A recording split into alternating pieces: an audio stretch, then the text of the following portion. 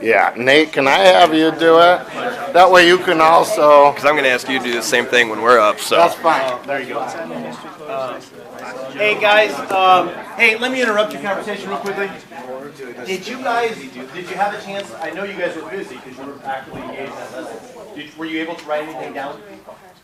If you were able to write that down, could you guys like whip that out and give that to them now? Could you give that to Rita in detail? That'd be good. So let's just go ahead and take care of that between every time. Elena, your hour up. Whatever you wrote.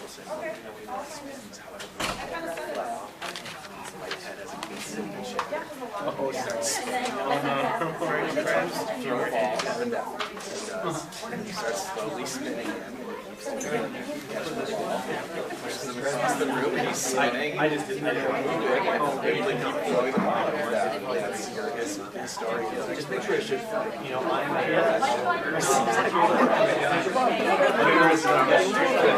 I'd be glad to talk to you more in depth about it. Oh, it's legit. That's it spins much bigger than crack your eggs. Alright, you guys ready to rock? As ready as we'll ever be. Whenever you're ready, get them going. You guys all ready? Wait, no, you're not. It's a recording right now. Well, hey everybody, thank you. My name is Ryan and this is Dave. We're both here because we want to be high school physics teachers someday. So we thought we'd start with a lesson from high school physics concerning energy. And we're following Mikhail and Rita, who just did a lesson on force, momentum, and impulse. So there might be some overlap, but hopefully not so much to make it boring. We're going to be working for standard HSPS 3-3, which says, design, build, and refine a device that works within given constraints to convert one form of energy into another form of energy. And our lesson target for the day is that students should be able to identify various forms of energy and explore some ways that those energies, that energy converts from one form to another. So a lot of words, and it's good to start with something active and visual, so I need volunteers for that initiative. Yeah, come on up. If you can lay down right here, kind of in this direction, and then put your head here. Dave's going to bring out a pillow for you. Hold on. Sanitary cover. This is my daughter. I washed my hair today. Oh, I was talking to protect you. You want me laying this way? Yeah. My back or on my side? Oh, you're On your back, head. fine. And then I have here in my hand something that hopefully you're familiar with. This is a marshmallow. Okay. So I'm going to come over here, and would it be okay if I drop this marshmallow? Are you sure? That's fine. Okay. Are you okay? Okay. Okay. Well, experiment 1 is done very well. Thank you so much for your time. Let's give her a round of applause.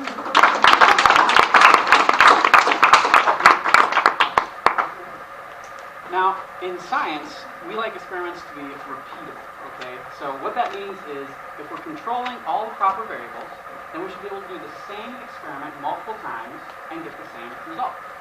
So we'd like to do this again, just to make sure. I'll need another volunteer. Anyone else that we want? Rita, if you would, thank you so much. Same scenario, Dave has changed the sterilizing cover. So, what we're going to do is the same thing. Walk over. Would it be... Actually, I've got a good feeling about this. I think I know what's going to happen. So I think we want to change this up just a little bit. And you know what? Let's bring this over here too.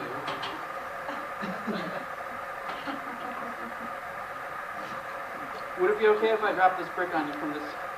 Not so much. No? You don't want me to drop it? Nope. This is for science, Rita.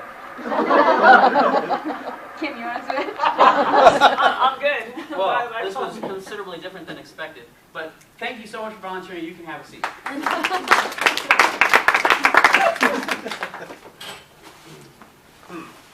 Highly unusual results. What was it about the brick that made it less desirable to have it dropped on it? Heavier. It was heavier, okay? denser. It's denser, yeah. There's more stuff here for sure. It was dropped from a higher height. Much higher. I held it up much higher before I threatened to drop it on her. Okay.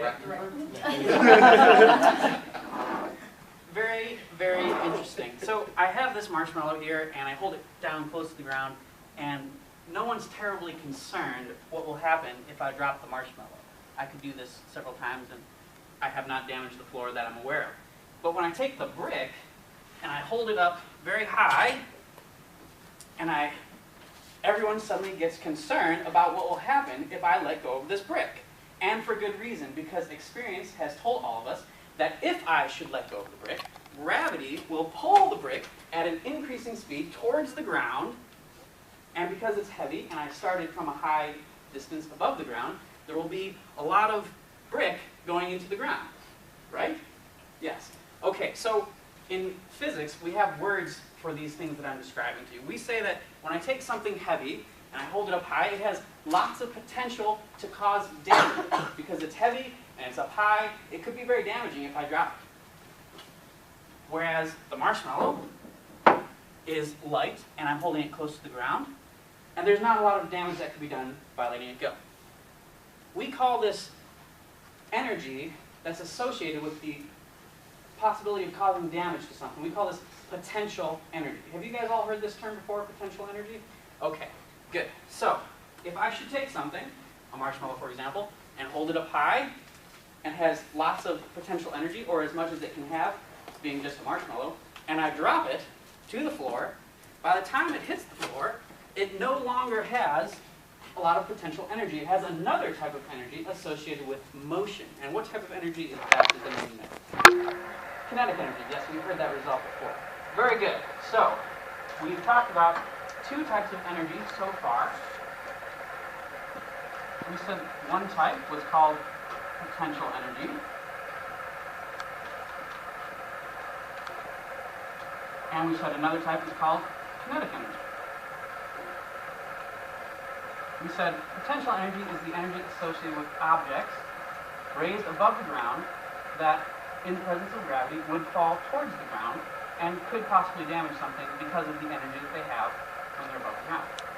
And kinetic was the energy associated with the motion of those objects. So things that are moving have this other type of energy. What are some other forms of energy that you might be able to think of? Anyone? Thermal. Thermal is a good one. Most often associated with things that are hot. Nuclear energy? Nuclear energy? Coming from the French person, right? Very good.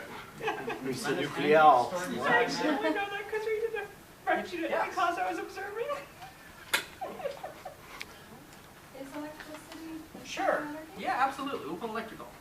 Electromagnetic.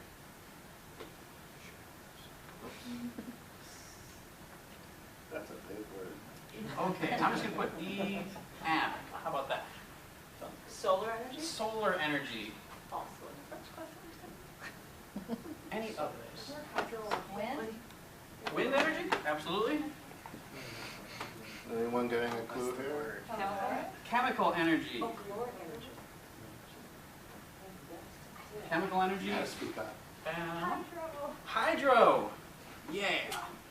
One of my favorite forms. The cleanest form that I'm aware of. Great. What was that? Caloric?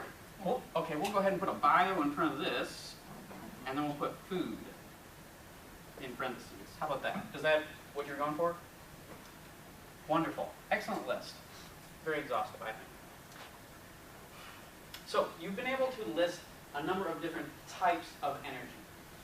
At this point, I'd like us to think about a definition that takes all of these types and finds out what they have in common. So a definition of the word energy itself.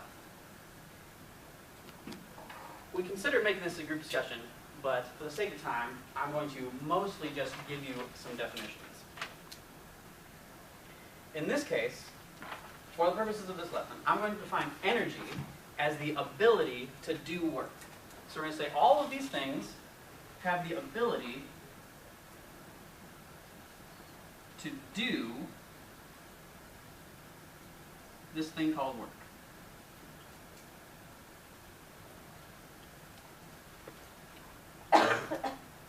So as an example of something that will work, I have an apple.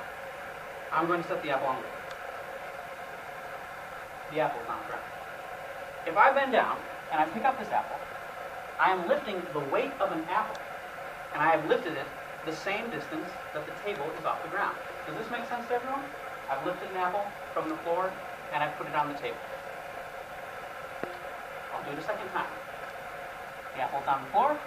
I'm lifting the weight of an apple from the floor to the height of the table. I've just exerted energy to change the position of the apple. I had to lift the weight of the apple, and I had to lift it from the floor to the table. Let us call this amount of energy that I have just used one apple table worth of energy. Now, I could take a second apple and place it also on the floor. There are now 2 apples on the floor. If I pick up both apples, lifting the weight of now 2 apples from the distance of the floor up to the table, placing the apples carefully on the table, I have done 2 apple tables worth of work. Let us further complicate the matter by the addition of this prop. I will take 2 apples and place them on the floor. I will bend down, lift up 2 apples. I'm now lifting the weight of 2 apples, and I've lifted them from the floor to the height of the table. But if I then lift them higher, let us say to twice the height of the table, how many apple tables of work have I done? 4. 4 is correct. I've done 4 apple tables worth of energy. And this is the point I wanted to get to, because it turns out that 4 apple tables of work is almost exactly equivalent to 1 calorie, which is a term that you may have heard before or seen on a food label at the grocery store. So, catch my breath after all that apple table lifting. 4 apple tables is equal to 1 calorie. I have strategically written the word calorie incorporating a lowercase c, because these calories are not the calories that you see on food labels. In fact, this is the calorie you see on a food label, and it has a capital C, because one of these calories is equal to, unfortunately, 1,000 of these small calories, or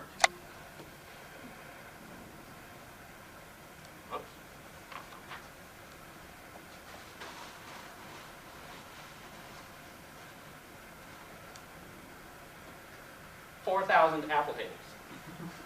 So, when you go to the grocery store and you buy a candy bar and you see that it has 200 calories, you would have to lift this apple 200 times 4,000 times to burn it off.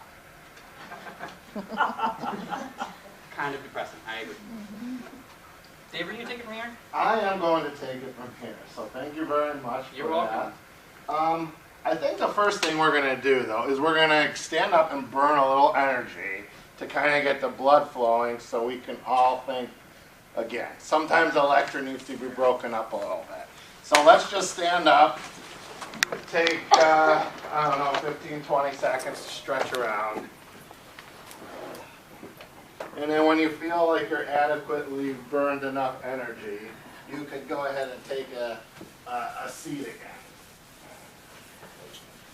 Okay, so I know what you guys are all thinking now. It just isn't a physics lesson without math and equations. And you guys are just dying for some math and equations. Who likes that idea? We got a few. I'm the teacher, so I have veto power. We're going to do it. Okay. First, Ryan introduced a unit of energy called apple table. And then he talked about calorie. Calorie is an American thing. For instance, if you go to Australia and you pick up a can of Coke, it won't say so many calories. It will say so many joules. Joules is another unit of energy that physicists use. And actually, 1 apple table is about 1 joule. So it works out pretty good. Kind of know why we picked it, huh? So just keep in mind that joule is the unit of energy that physicists use to describe it.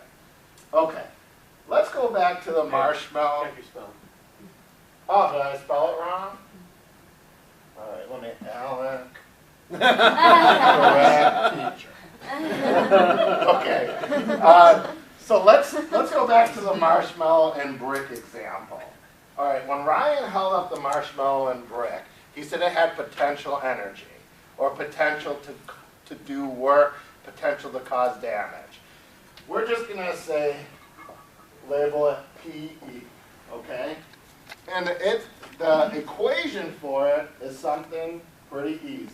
M stands for mass, G stands for gravity, H stands for height. You guys are all familiar with mass from our previous lesson, like what Mick and Rita talked about. Well, mass times gravity is the equivalent of a weight. So if you ever want to calculate someone's weight, mass times gravity. My weight is a svelte 120 pounds on the moon. Because the moon has a small gravitational field. On Earth, it's a slightly bit higher. Okay, so now we know that potential energy is just weight times height. The weight isn't going to change unless you're on the moon. So all that can change is the height. So for the marshmallow, we could change the height. That's the only way we change energy. If we want to change the weight, we take the brick. Now the brick is more heavier than the marshmallow. That's how we get more potential. Now, Ryan also talked about kinetic energy, which is the energy of movement. When you drop the marshmallow, it starts to build up energy. We're going to say kinetic energy. It also has mass in there. From the previous lesson, we know what velocity is. Velocity is just speed, okay? And we square it. And we have to put this little half in front of it. So there we have 1/2 times the mass times the velocity squared. So I know this is all boring, but why do we study this in physics? Even if you guys will never be physicists, why do you study this? Because if your brain can make the connections and see how all of this stuff that may seem irrelevant comes together, it actually teaches you how to learn. So it will make you more successful in the workplace. So I would ask you to give me a little more attention while we go through this dry stuff, and it will be better for you. Okay, so let's see. All right, we have the definition for potential. We have the definition for kinetic. We know that we started with potential energy. We dropped it. It turned into kinetic energy. We see that energy is converted by going from potential to going to kinetic. All of these energies listed on the board also have the ability to be converted. In fact, you guys could probably start with one and make 5 or 6 conversions to another form just in things you see day to day. So what I'm going to do now, this is kind of a formative assessment to see if you guys are following a little bit. I just like you to break up into like groups of 4 or 5 people and just look at some of the energies up there, or even think of some of your own. Talk among yourself, what kind of energy can we start with and convert to? And even if you could get to a few chains of conversion, that would even be better. So just get in groups, take about 2 or 3 minutes to talk about it. And when it's over, maybe just pick one person to give their favorite one. One person from each group. So why don't we start now? All right. How about wind to electrical, right? It's a common one. Hydro to electrical. Hydro to electrical. How about solar and thermal?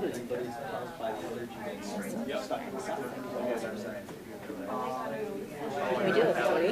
Oh, I wonder if we could. Or, sorry. Lisa said maybe you could connect 3 of them. Oh, yeah. What 3 were you thinking about? That's what I'm struggling with, looking for help.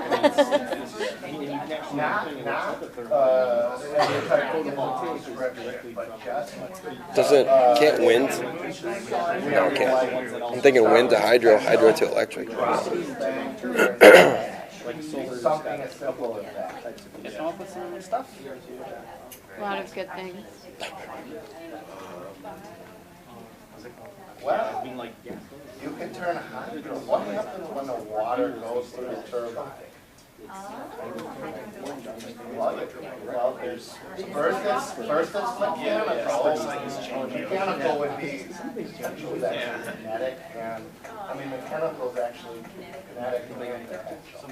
So it doesn't turn into kinetic, mechanical energy. That is turned into electrical. It goes over the. I think that was the answer. How to get 3. Yeah, he was mentioning. It goes through the wire. But I was stumped. I had no idea. And now it's turned into light. And of course, you know, if we get there, something I'm watching. Did I get one of those wrong? All right, guys, let's wrap it up. But pick your representative that's going to share with the whole group. Who would like to be a representative? Any volunteers?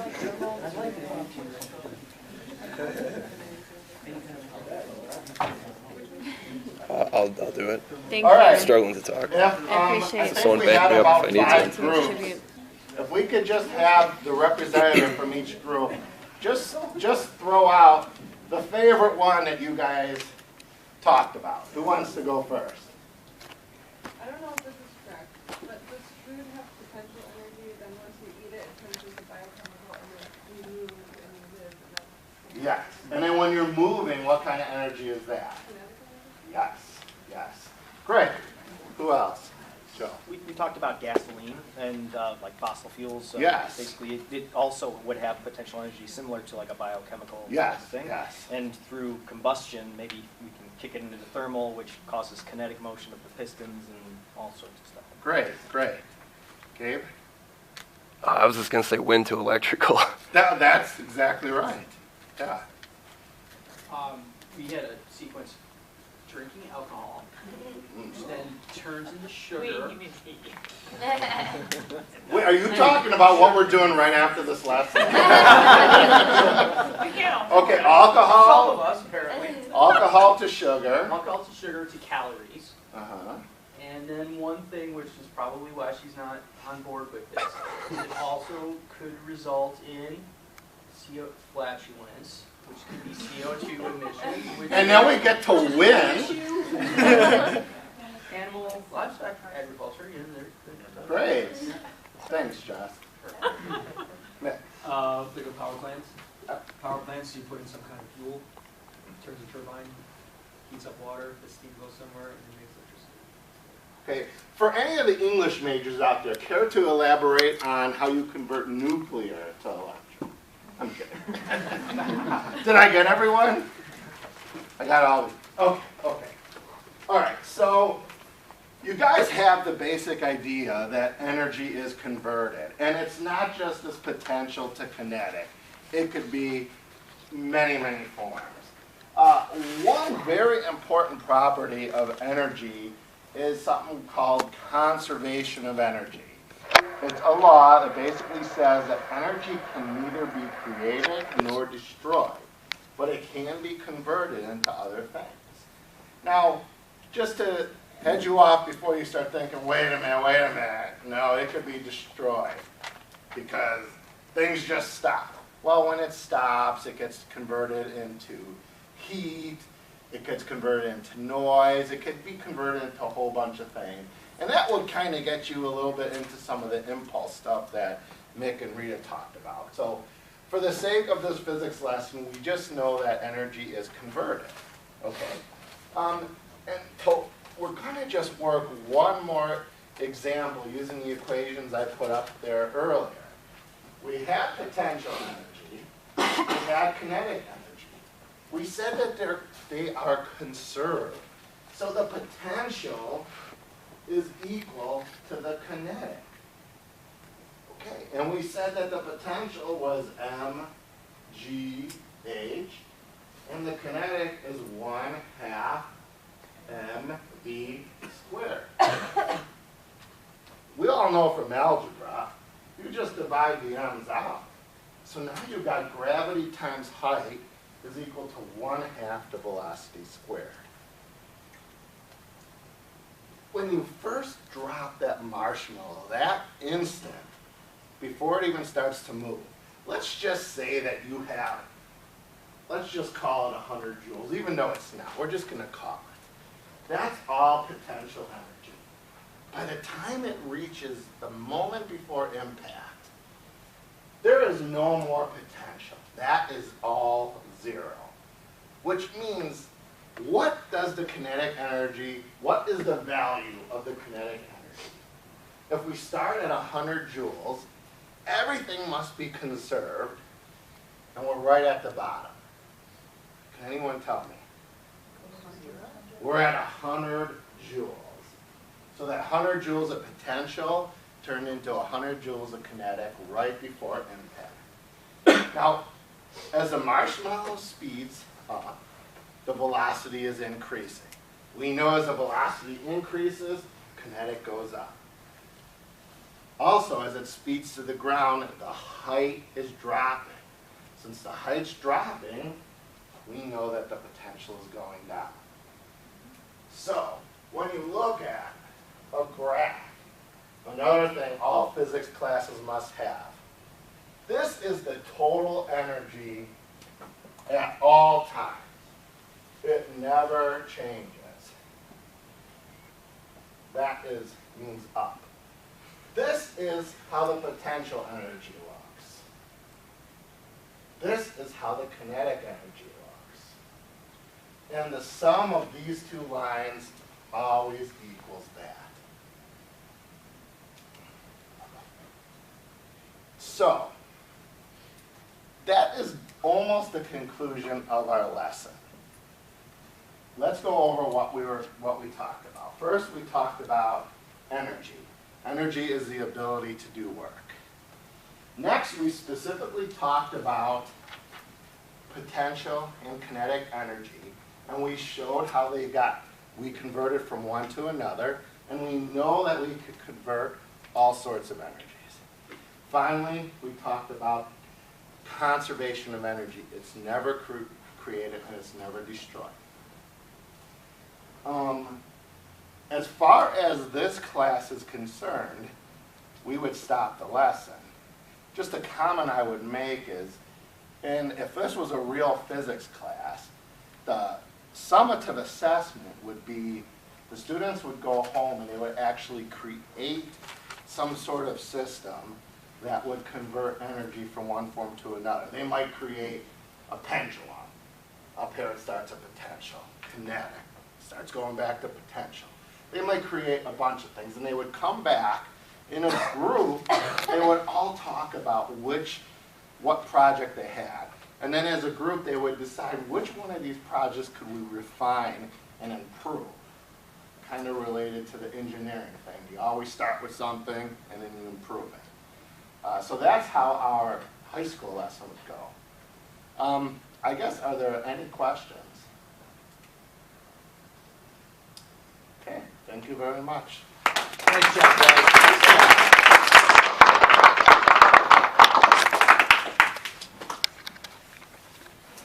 Okay, anything you want to share off the top of your head? Anything that's standing out?